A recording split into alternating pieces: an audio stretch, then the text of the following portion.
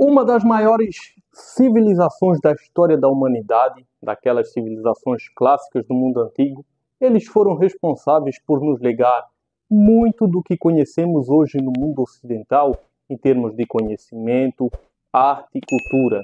Foram eles os responsáveis pelo surgimento da filosofia. Quem nunca ouviu falar em Platão, Sócrates, Aristóteles, grandes nomes que estudaram o pensamento humano no mundo antigo e até hoje são importantes na filosofia.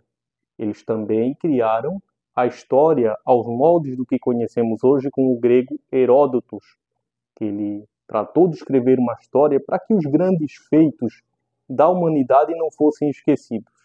Eles também criaram o teatro. Existiam dois gêneros clássicos, a tragédia e a comédia. Bom, você já deve ter entendido que eu estou me referindo à civilização grega. Quando nós falamos em civilização grega, é bom que vocês entendam que não se trata de uma civilização parecida com as outras, pois a Grécia clássica, como conhecemos, a Grécia antiga, era dividida em cidades-estados independentes e harmônicas entre si. Não era um reino unificado, uma monarquia unificada, um império como foi o Império Romano, mas cidades que tinham formas de governos inclusive diferentes. Dentre essas cidades-estados, destacaram-se entre uma centena de cidades-estados existentes, destacaram-se por termos opostos Atena e Esparta.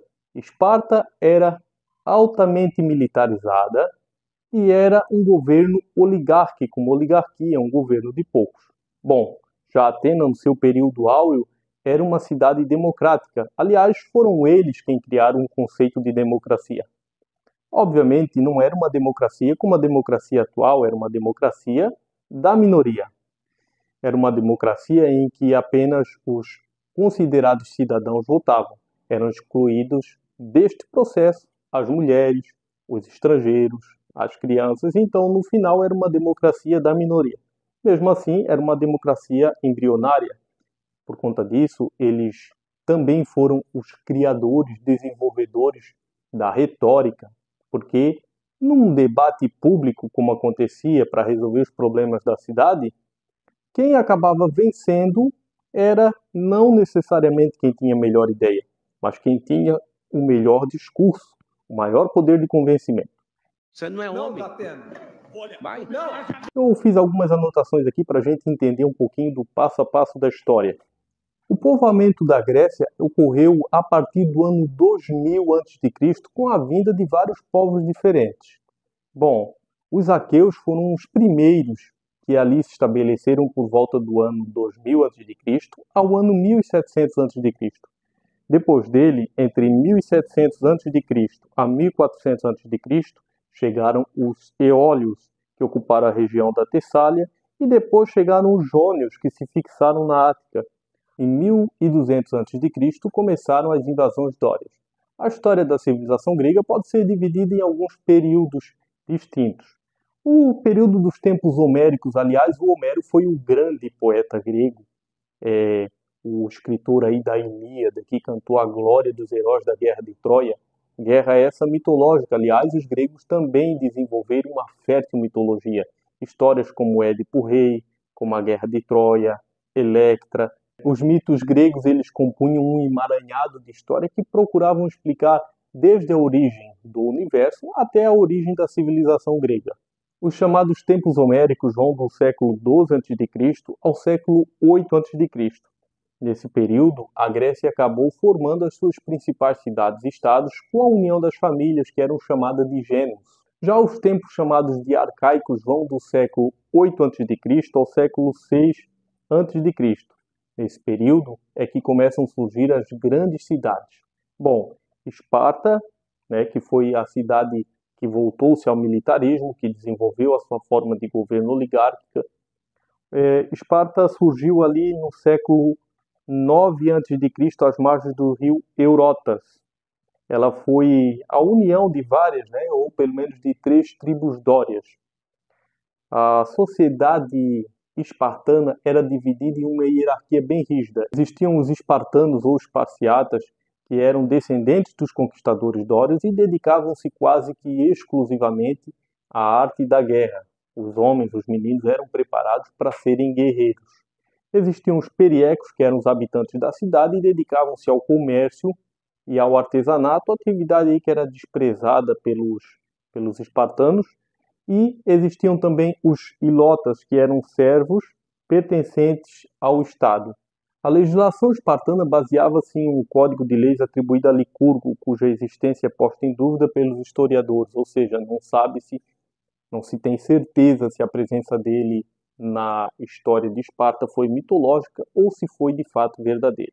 A cidade de Atenas, a outra cidade de destaque quando lembramos da civilização grega, ela ficava situada na Ática. Ela foi desenvolvida aí, especialmente a partir do século X a.C. No ano 621 a.C., Drácon, que foi um grande legislador de Atenas, organizou as leis por escrito, aquelas que vinham da tradição oral. Passou então a existir um código de leis. Em 594 a.C., Solon, que foi considerado o grande legislador ateniense, criou um código de leis totalmente revolucionário e inovador para sua época. Eliminou as hipotecas por dívida, libertou soldados escravizados por dívida e organizou a sociedade censitariamente, de acordo com a faixa de renda das pessoas. Em 510 a.C. entra em cena um personagem histórico, Clístenes. Foi ele quem comandou a rebelião, ou a revolução, ou a reforma, como queiram chamar, que deu origem ao chamado governo democrático na cidade de Atenas. Clístenes foi considerado o pai da democracia e as reformas dele trouxeram estabilidade política e social e fizeram com que Atenas alcançasse um maior grau de desenvolvimento de toda a época anterior. O período compreendido entre os anos 461 a.C. e 429 a.C. é considerada a Idade de Ouro de Atenas. Foi quando a cidade viveu o seu máximo esplendor, esteve no auge aí político, militar, democrático. Nesse período aí, Atenas foi governada por um homem chamado Péricles, que entrou para a história aí como sendo um dos maiores governantes da história de Atenas nesse mundo antigo. Nós temos aí então na civilização grega também os chamados tempos clássicos, que vai do século V a.C. ao século IV a.C. Por mais que Atena e Esparta buscassem o protagonismo militar, intelectual, político da Grécia, jamais eles conseguiram unificar essas cidades-estados. Porém, o legado da Grécia Antiga permaneceu até os dias atuais. Basta lembrarmos do modelo de democracia que hoje aplicamos, que na verdade é um aperfeiçoamento daquele modelo antigo criado pelos gregos. Embora na época fosse uma democracia direta em que as pessoas votavam diretamente cada resolução, e a nossa democracia seja uma democracia indireta, porque nós elegemos deputados e senadores que votam em nosso nome quando há algum tema a ser debatido no Congresso Nacional. Então, meus amigos, fica essas curiosidades para vocês. Muito obrigado pela sua audiência aqui no nosso canal. Um forte abraço. Tchau!